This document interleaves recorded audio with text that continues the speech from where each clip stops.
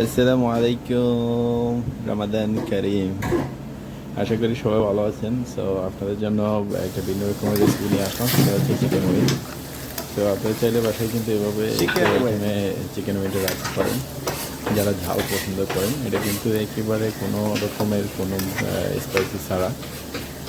এই রেসিপিতে spicy use করা হয় না, নর্মালি একটু সস এবং হালকা একটু মরিচ এবং রসুন ব্যবহার করা হয়েছে। সো আপনারা চাইলে কিন্তু এই রেসিপিটা আপনার বাসায় তৈরি করে খেতে পারেন, কেননা এটা একেবারে হেলদি। এটা এইরকম রেসিপি আপনারা যখন খাবেন তখন আশা করি আপনাদের কোনো সমস্যা হবে না আপনাদের হেলথের জন্য।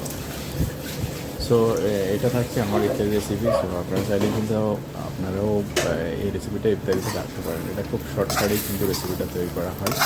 আর আমি সম্পূর্ণ ইনগ্রিডিয়েন্ট কীভাবে রান্না করতে হয় পুরোটা এখানে দিয়ে দিচ্ছি। তারপর আমি বলে দিচ্ছি, এটা সর্বপ্রথম এই যে চিকেন উইংগুলোকে একটু পানি নিয়ে বয়েল করে নেবেন। বয়েল করার পরে হালকা একটু রসুন, কাঁচা লঙ্কা, অর্থাৎ আপনার স্বাদ মতো আপনি যতটুকু ঝাল খাইতে পারবেন ওই পরিমাণ কাঁচা লঙ্কা দিয়ে দেবেন। তারপরে একটু পেঁয়াজ পাতা কুচি দিয়ে দেবেন।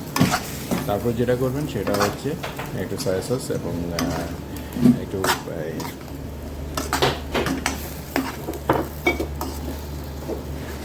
সো যেটা বলতেছিলাম, একটু সয়া সস এবং একটু মামা সস দিয়ে দেবেন, সো অথবা ব্ল্যাক সস, যেটা আপনার কাছে ভালো লাগে আর কি।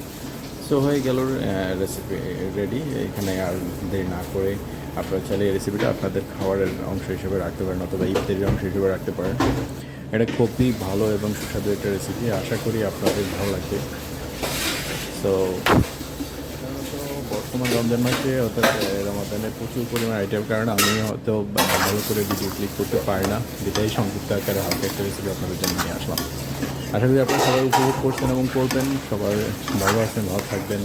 হ্যাপি রমাদান কারিম সবাইকে। এই রমজান মাস হিসেবে সবাই আমার জন্য দোয়া করবেন, আল্লাহ যাতে সুস্থ রাখে সবসময় এবং আপনাদের সাথে ভালোভাবে থাকতে পারি। দোয়া রাখবেন ইনশাআল্লাহ। ভালো থাকবেন সবাই। দেখা হচ্ছে নেক্সট ভিডিওতে। আর আপনাদের সবাইকে অসংখ্য ধন্যবাদ আমার ভিডিওটি দেখার জন্য। দেখা হচ্ছে নেক্সট ভিডিওতে। সো বাই বাই, আল্লাহ হাফেজ।